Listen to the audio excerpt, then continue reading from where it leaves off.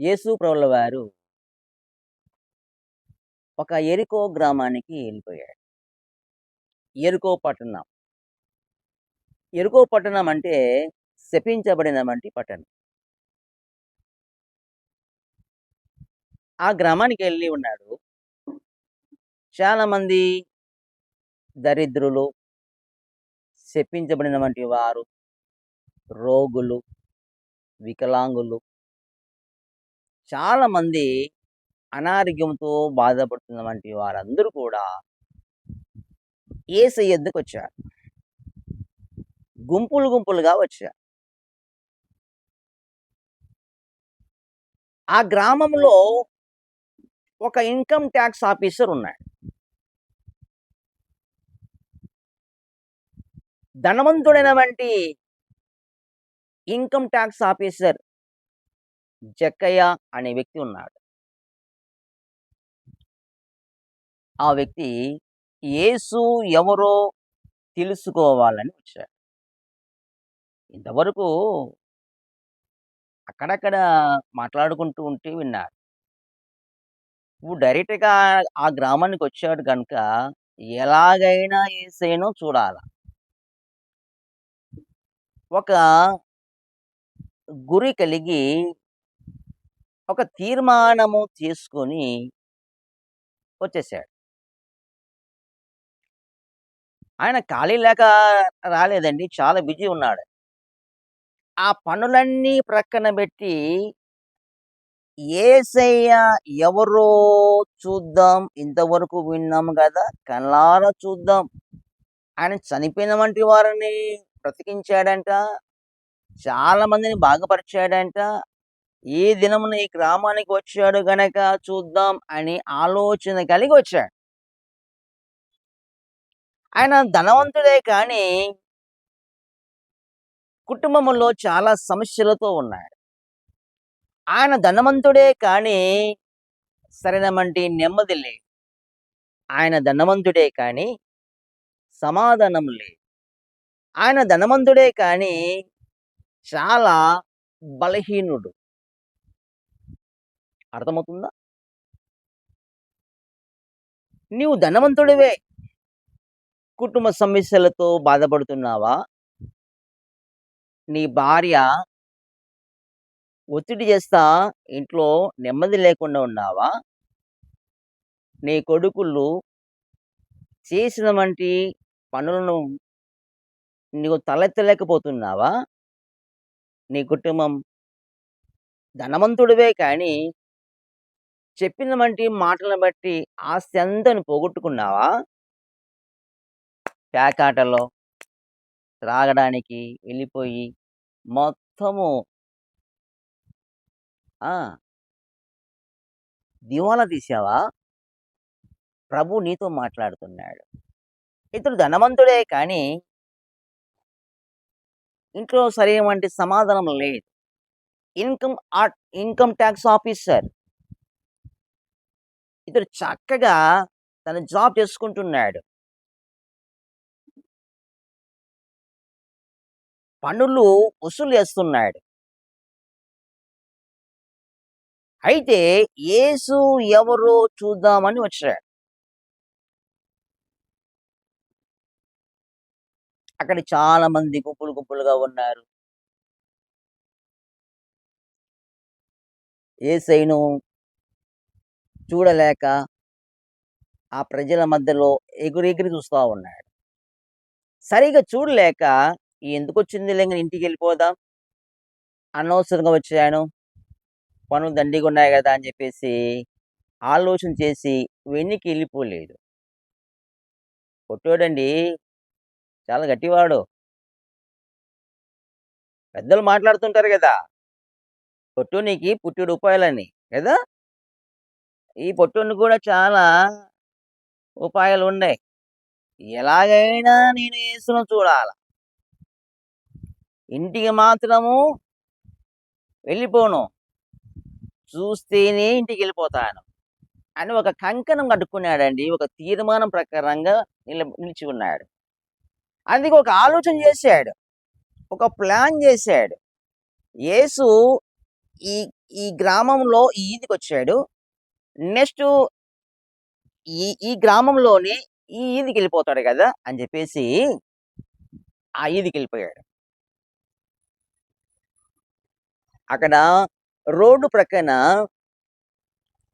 ఒక మేడి చెట్టు ఉంది. ఆ మేడి చెట్టుని ఎక్కాడు. మేడి పండు చూడు మేలిమై ఉండును, పొట్టవిప్పు చూడు పురుగులుండును. అలాగనే మన వాని జీవితం ఉంది. చాలా మంది అట్లే ఉంటారు గదా! పైనేమో మంచిగా కనబడుతా ఉంటారండి. లోపల ఎన్నో రోగాలు.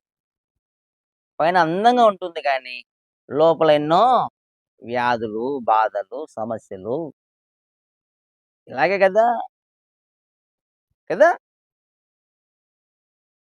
బయటేమో మంచిగా దర్బారుగా మాట్లాడతారు. దర్బారుగా ఆ! ఉంటాడు. ఇంట్లోకెళ్ళిపోతే భార్యకు లోబడాల్సిందే. భార్య మాట ఇనకపోతే ఆ! భార్య అలుగుతుంది. కదా! రకరకాలవంటి బలహీనతలు. కదా! ఈ జక్కయ్య మేడిపండు చూస్తా ఉన్నాడు. కాయలు చూస్తా ఉన్నాడు. నా జీవితం గూడా ఇలాగే ఉందిలే అనుకున్నాడు. యేసయ్య కోసము నిరీక్షణ గలవాడై ఎదురు చూస్తా ఉన్నాడు. అతడు చెట్టు ఎక్కాడు. అతడికి చెట్టు ఎక్కేకి రాదు పాపం. అయినా కష్టపడి ఎక్కాడండి. ఎక్కిన తర్వాత గమ్మున కూర్చున్నాడా? అక్కడున్నవంటి గండ్ర చీమలు వస్తూ ఉంటే, అయి కరుస్తా ఉంటే తీసేసుకుంటున్నాడు. ఎందుకొచ్చింది బాధ నాయనా నాకి? ఈ గండ్ర చీమలన్నీ ఉన్నాయి. కిందకి దిగిపోదామని అతడు ఆలోచన చేయలేదు. ఎందుకు? యేసును ఎలాగైనా చూడాల్సిందే. ఈ గండ్రచీమలు ఎంతసేపు కుట్టినా, రక్తమే కారినా, నేను యేసుని మాత్రం చూడాల్సిందే అని ఒక విశ్వాసముతో నిరీక్షణ గలవాడై ఉన్నాడు. మొత్తానికి యేసయ్య అదే దారెంబడి, అదే ఈదికి చక్కగా ఆ చెట్టు పైన ఉన్నవంటి జక్కయ్య ఎక్కినవంటి చెట్టు దగ్గరికొచ్చాడు. వచ్చి ఆ జక్కయ్య వైపు పైకి చూసి, "జక్కయ్య త్వరగా తిరిగి రమ్ము. ఆ! నీవు త్వరగా దిగి రమ్ము. నేను నీతో నీ ఇంటికి వచ్చి భోజనం చేస్తాను" అన్నాడు. నీతో కలిసి విందు చేయాలని అనుకుంటున్నాను. అక్కడున్నవంటి ప్రజలందరూ ఏమనుకుంటారో తెలుసా? ఇతడు ధనవంతుడే కానీ భయంకరమైనవంటి మోసగాడు. ఇతడు ధనవంతుడే కానీ భయంకరమైనటి పాపి. ఇతడు ధనవంతుడే కానీ చాలా వ్యతిరేకంగా జీవిస్తున్నవంటి జీవితం గలవాడు. ఇతని ఇంటికా యేసు అనుకొనుచున్నాడు. మేము ఇతనితో నడుస్తున్నాము, ఇతనితో ఉంటున్నాము. ఇతనికి మాకు పరిచయం దండిగా ఉంది. మా ఇంటికి రాలేదేంటి? ఆలోచిస్తున్నాడు. మొత్తానికి జక్కయ్య మనసులో ఏమనుకున్నాడంటే, నేను ఏ పాటి వాడను ప్రభువా? నువ్వు నా పేరు ఎట్లా కనుక్కున్నావు? నేను ఎక్కింది నువ్వెప్పుడు చూసావు? ఎవరు చూడలేదు గదా! అని మనసులో భయభయముగా, కంగారుగా మనసులో అనుకుంటూ కిందికి దిగుతున్నాడు. గమనించండి. నువ్వు ఎక్కడ కూర్చున్నా, ఏ విధంగా నువ్వు పని చేస్తున్నా, ఏ విధంగా ప్రార్థన చేస్తున్నా ప్రభు చూడలేదా? నీ కన్నీరు ప్రభు చూడలేదా? నీ వేదన, నీ బాధన ప్రభు చూడలేదా? నువ్వు చేసే ప్రయత్నాలు ప్రభు చూడలేదా? నువ్వు వేసే అడుగులు ప్రభు చూడలేదా? కొంతమంది నా ప్రార్థన దేవుడు వినలేదులే, చూడలేదులే, నేను చేసే పనులు దేవుడు చూడలేదులే అనుకుంటున్నారు. దేవుడు చూస్తున్నాడు. పాపం జక్కయ్యకి అర్థం కాలే. నేను ఎక్కినది ఈయనెక్కడ తెలుసు? నా పేరు చెప్పారు. నీ పేరుతో సహా దేవునికి తెలుసు. పేరు పెట్టింది ఆయన. హల్లెలూయా! అర్థమవుతుందా? ముగిస్తున్నాను. గనుక దేవుని మహిమార్థముగా త్వరగా దిగిరమ్ము అనగానే దేవునికి వెంటనే లోబడిపోయి త్వరగా దిగాడు. మనము కూడా అహములో మన పైన కూర్చున్నట్లయితే, గర్వములో మన పైన కూర్చున్నట్లయితే ఆ! గర్విష్ఠతనముతోనూ, పాపముతోనూ, అహంకారముతోనూ మనము పైన కూర్చున్నట్లయితే కిందికి దిగాల. తగ్గించుకోవాలా. తగ్గించుకుంటే గాని యేసు మనతో నడవడు. తగ్గించుకుంటే నీతో నడుస్తాడు. తగ్గించుకుంటే మీ ఇంటికొస్తాడు. తగ్గించుకుంటే నీ హృదయంలోకొస్తాడు. తగ్గించుకుంటే నీతో వచ్చి ఆయన విందు చేస్తాడు. వెంటనే త్వరగా దిగి యేసు ప్రభు పాదాల దగ్గర ఆ! పడిపోయాడు. అప్పుడు యేసయ్య పైకి లేపి హత్తుకొని భుజం మీద చెయ్యేసుకొని తన ఇంటికెళ్ళిపోయాడు. తన ఇంటికెళ్ళిపోయిన తర్వాత వాళ్ళు వాళ్ళు భోంచేస్తున్నవంటి బల్ల చుట్టూ వాళ్ళందరూ కూర్చొని తింటున్నప్పుడు అది చూసినవంటి ఈ జక్కయ్య వడ్డించిన తర్వాత తన మనసులో ఒకటే ప్రేరేపణ. అప్పుడంటాడు, "అయ్యా! నేను ఎక్కడెక్కడ పాపం జేసి, మోసం జేసి తెచ్చానో, ఇదిగో అలాంటి వారికి నాలుగంతలుగా వారికిస్తా నేను. నాలుగంతలుగా ఒకవేళ 1,00,000 తెచ్చుకుంటే 4,00,000 ఇస్తా. హల్లెలూయా! లేదా 5,00,000 ఇస్తా." అట్లాగా వారి సొమ్ము వానికిస్తా. "నాకొద్దు నాయనా, నువ్వుంటే నాకు చాలు ప్రభువా. నాకు మంచి మనశ్శాంతి ఇచ్చావు, సమాధానం ఇచ్చావు, నెమ్మదినిచ్చావు, ఆరోగ్యం ఇచ్చావు, కృపనిచ్చావు ప్రభువా. నాకేం కావాలయ్యా" అంటూ కన్నీరు కారుస్తూ యేసయ్య పాదాల దగ్గర పడిపోయాడు. అప్పుడు యేసు ప్రభు అంటాడు, "ఇదిగో జక్కయ్య కూడా అబ్రహాము కుమారుడే. నేడే ఇతనికి రక్షణ వచ్చి ఉన్నది. మారుమనసు పొందుకున్నాడు."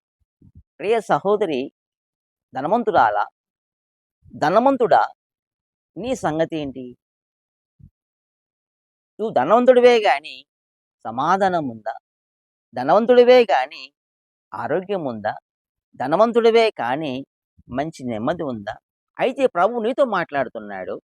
నీతో మాట్లాడుతున్నాడు. నీకు ఏది కొరత ఉన్నట్లయితే యేసయ్య దగ్గరికి వచ్చి ఆయన చూడాలని, ఆయనతో మాట్లాడాలని, ఆయన మాట వినాలని, స్వస్థ పొందుకోవాలని ఒక ఆలోచన కలిగి నువ్వు ఆయన ఎద్దుకొచ్చినట్లయితే ప్రభు నీ హృదయంలోకొస్తాడు. హల్లెలూయా! అర్థమవుతుందా? యేసు ప్రభు ఆ ఈదుల నుంచి ఈ ఈదులోకి రావడానికి ముందుగానే తెలుసుకొని, కనుగొని ఆయన నిరీక్షణ గలవాడై ఆ చెట్టు మీద కూర్చొని నిరీక్షణ గలవాడై విశ్వాసంతో ఎదురు చూసెను. మనం కూడా ప్రభు రాకడకు విశ్వాసముతో నిరీక్షణ గలవారై మనం ఎదురు చూడాలి. ఆయన వస్తాడు. మనలను కలుస్తాడు. తీసుకుపోతాడు. ఆయనతో మనము విందు చేస్తాం. హల్లెలూయా! అర్థమవుతుందా? గనుక దేవునికి మహిమకరముగా ప్రభువు నీతో మాట్లాడుతున్నటువంటి మాట, నువ్వు ధనవంతుడివే కానీ సంతానం లేకుండా ఉన్నావా? నువ్వు ధనవంతుడివే కానీ నీ కుటుంబం చెల్లాచెదరైపోయిందా? నీకు ఒక శుభవార్త. ప్రభు ఎద్దుకు నువ్వు వచ్చినట్లయితే నీ కుటుంబాన్ని దేవుడు కడతాడు. నీకు సంతానం భాగ్యం ఇస్తాడు. నీకు మంచి జాబ్ ఇస్తాడు. మంచి ఆరోగ్యం ఇస్తాడు. అంతేకాకుండా నీకు రక్షణ అనుభవం ఇస్తాడు. పరలోకము నీకిస్తాడు. హల్లెలూయా! God bless you. ప్రార్థన చేసుకుందామా? స్తోత్రం తండ్రి, యేసునామంలో ప్రార్థిస్తున్నాం నాయన. జక్కయ్య విషయంలో మా అందరితో మీరు మాట్లాడదొచ్చారు. ఎంతమంది అయితే ప్రభువా ఈ వాక్యం చూశారో తండ్రి, మీరు అందరితో మాట్లాడుతూ వచ్చారు. ధనవంతుడివే కానీ నీకు రక్షణ లేదు. ధనవంతుడివే కానీ నీకు సంతానం లేదు. ధనవంతుడివే కానీ చెప్పిన మాటలను బట్టి చాలా మోసపోయి నైనా మరి ఆ విధంగా అలా చెల్లాచెదరైపోయినారంటూ మీరు తెలియజేస్తూ వచ్చారు. మరొకసారి ప్రభువా అందరిని బట్టి ప్రార్థిస్తున్నాం. అందరినీ దీవించి ఆశీర్వదించండి. వారి భార్యాభర్తలకి, పిల్లలకి, కుటుంబాలకి క్షేమము, సంతోషము, సమాధానము, నెమ్మది, ప్రశాంతత, మనశ్శాంతి దయచేయండి తండ్రి. అయ్యా, రాజకీయ నాయకులను బట్టి కూడా ప్రార్థిస్తున్నాం. మంచి పరిపాలన దయచేయండి ఆయన. రైతుల కోసం కూడా ప్రార్థిస్తున్నాం. వారి పాడి పంటలు దీవించు తండ్రి. ప్రపంచంలో ఎంతమంది ధనవంతులైతే ఉన్నారో అందరి కోసం ప్రార్థిస్తున్నాం. వారికి మంచి ఆరోగ్యంతో నింపి ఆయన రక్షణ భాగ్యం అనుగ్రహించి అయ్యా మీ రాకడకు సిద్ధపరచుకోమని ప్రార్థిస్తున్నాం ప్రభువా. అయ్యా నీ నామం మారుతుంది తండ్రి. యూట్యూబ్ ఛానల్ ఎంతమంది లైక్ చేస్తున్నారో, షేర్ చేస్తున్నారో వారి కుటుంబాలు నూరంతులుగా దీవించబడును గాక. తండ్రి సాయం చేసి మహిమ అందుకోమని యేసునామములో ప్రార్థిస్తున్నాం తండ్రి. ఆమేన్. God bless you. యేసును దీవించి ఆశీర్వదించును గాక. ఆమేన్.